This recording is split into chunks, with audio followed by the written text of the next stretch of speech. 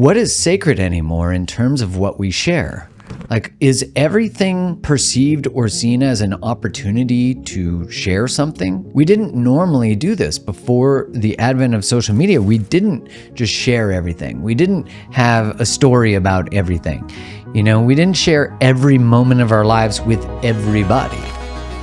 Hello and welcome to another episode of the Mark Rose Podcast. Today I'm coming at you with a solo episode. I want to update you on what are some of the things that are coming up in real time for me. So I'm basically coming at you live on location from the middle of the cocoon. If I was a caterpillar stepping into a butterfly, which is a optimistic metaphor, and I like it. What have I been experiencing now that after over 10 years, I've interacted so much with social media, with creating a brand, with having conversations, a community? What has been coming forward for me? Now, part of getting off social media, and right now I just have the 30 top posts of the last over 10 years automated and running, which feels great. It's such a great thing to be able to celebrate that. Like, oh, wow, these are the things that really got people most excited or triggered a conversation and a way of thinking and whatever it might be.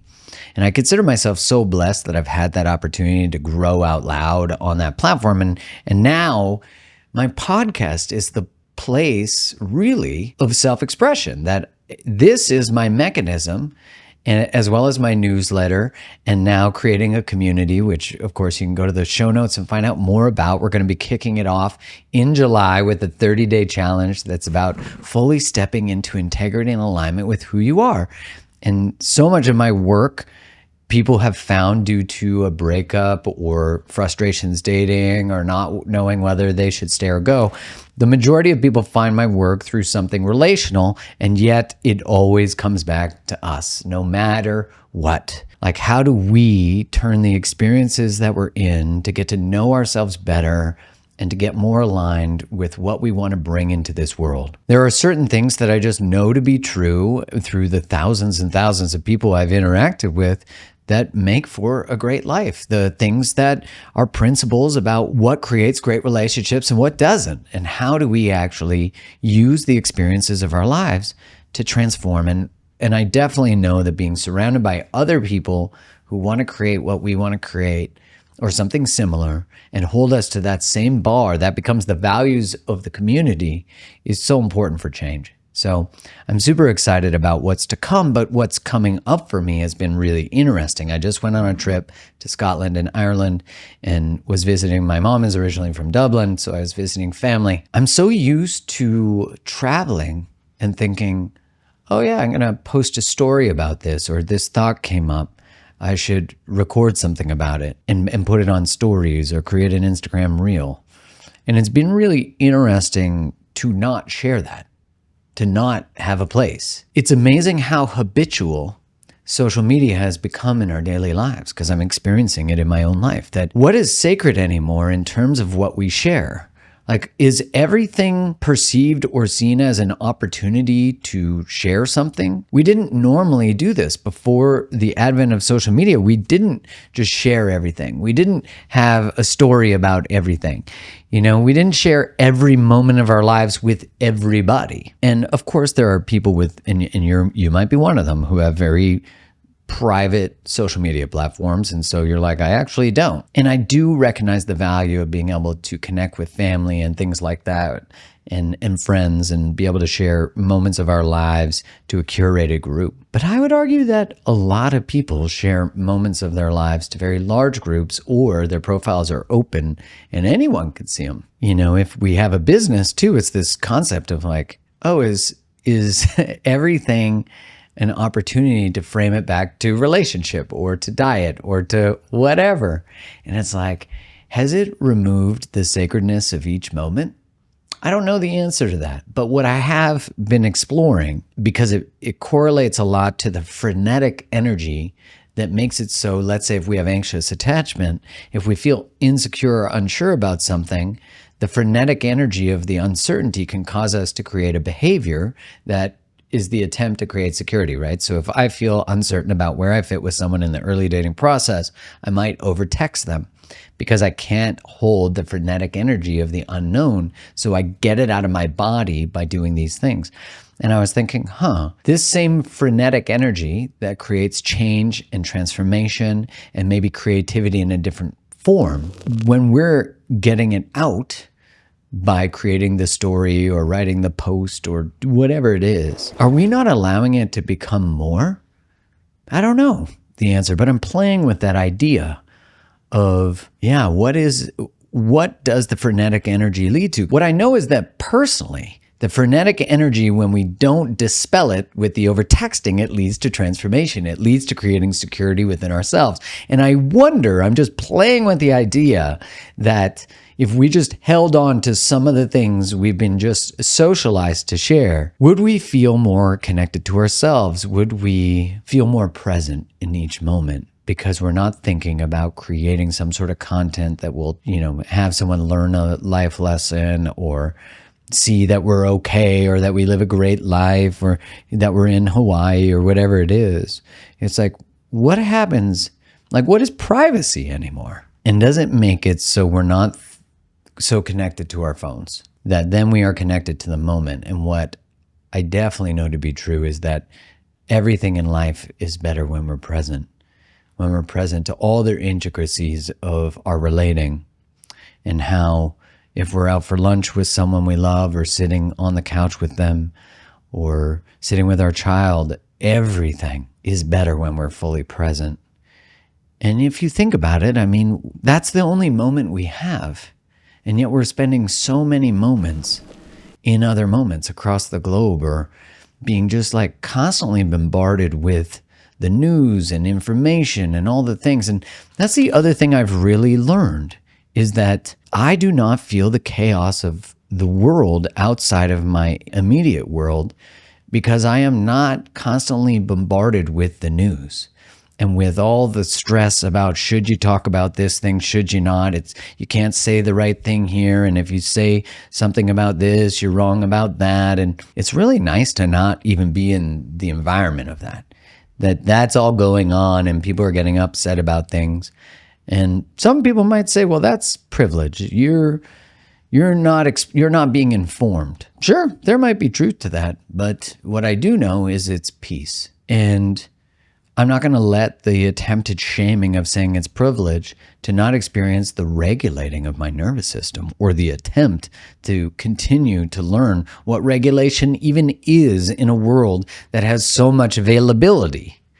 And isn't that so fascinating that we think that it's a privilege to not get the news from everywhere in the world about every war and everything going on, when we didn't have that historically? So if you're not completely immersed with an opinion or a position about everything, then you're just being privileged. Was that a privilege then? Is it a privilege to say no to a technology that makes you more dysregulated? I don't know. Again, I'm just saying all these things in real time as I'm thinking them, which that could present an incredible risk to a lot of people. Wait, you're not editing and scripting? No, life is not edited and scripted. And these are, I think, real experiences that we're all having, is like, well, if I don't say anything, I'm in trouble. And if I do say something, I'm not going to say it right. And I'm going to make some people happy and some people upset. And so I'm really seeing that too, is like, wow, when I don't have the feedback loop of what society is saying is culturally acceptable and what I need to do or not do, I get to actually just be. Oh my God, this is so unfamiliar to me for so long. And maybe for you, I'm curious, if you look at, when did you join social media? When did you get a smartphone? What were your nights spent doing that? How many hours a day do you spend on it? How does it impact your relationships? How does it impact your creativity? What rabbit holes do you end up going down relentlessly? What ways do social media algorithms capture you, with cat videos or conspiracies or rage or passion or sex? Just being able to be so mindful of what life was like before these things entered it. And if we can't put these things down and say no to them, then are we truly in choice in our relationship with them? Wow, like what a thing to play with in the conversation about how our biology interacts with technology, and how we really are not equipped with the biological tools to say no to such rapid and instant gratification. And I know there's a right way to have balance with all these things. I'm trying to learn it by not being exposed to it. It's like we leave relationship, we get real good on our own, and then we re-enter relationship. And I'm not going to live a life where I'm not in relationship to something because I'm afraid of interacting with it, but actually learning how to interact with it. But there is a regrouping that's required before we go into the reintegration. Just like, yeah, you can learn a ton about yourself and relationship on your own. And then when you re-enter relationship, you get triggered because the healing is really done in relationship to the thing. I really do think there's a way to interact with technology, but actually do it through where we are in full choice. I don't know exactly what that answer is, but as I discover it or explore and figure out more things, I'll share it with you. And also for me, there's an exploration of who am I if I'm not Create the Love, or if I don't have 1.1 million followers. That's a great question, because isn't that the draw that we all have agreed to, that, hey, if you have a business, you have to have social media? Well, Restoration Hardware doesn't have social media, so that can't be true all the time. But where is this delicate line of what are the agreements that we're making about what it means to be successful and how you have to be successful? And is there another way? Because is this any different than the life we're taught to want, the religion we're taught to believe? Is this just not another system that makes it so we're enslaved to a certain way of being that just happens to be very monetizable to certain groups, entities, companies? And again, I'm not conspiratorial about it. What I'm really saying is there's a whole system that benefits from us believing that the only way to have a successful business or even to exist in community is now to have a Facebook profile or an Instagram profile or whatever it might be, while currently being on technology, having this conversation with you. So that is, of course, the tension that exists in that conversation. So who are we without the social proof that we have? Social proof is actually one of the keys of influence. And if I put, a credential on the wall, a plaque, as I had this video up, I'm seen as more credible. If I'm wearing a suit or a lab coat, I'm seen as more credible. So there are certain realities about the human experience that we can't ignore. I think of the quote from Christ where he says to be in the world but not of the world. And so can we be with the realities of our 3D experience, that we do have things like social proof, that we do have psychological hooks, that we do need relationship? Can we be with the truth of that and also, dance in the reality of what our soul desires? To be in the world and play the game and step out of the game and know that we are in choice in playing the game and not. And that, I think, is the dance that we're all doing. Is like, who am I? Who do people expect me to be? How do I influence behavior? How do I get my needs met? There certainly is a truth that we need money in order to navigate the world in a more easeful way. We certainly need relationship because we're relational beings. We certainly need to have a skill set when it comes to influencing other people. We certainly need to eat nutritious foods. We need to bring nutritious everything into our lives to thrive. And so I think it's such an important thing to play with is, who am I? Who do I need to be in certain circumstances?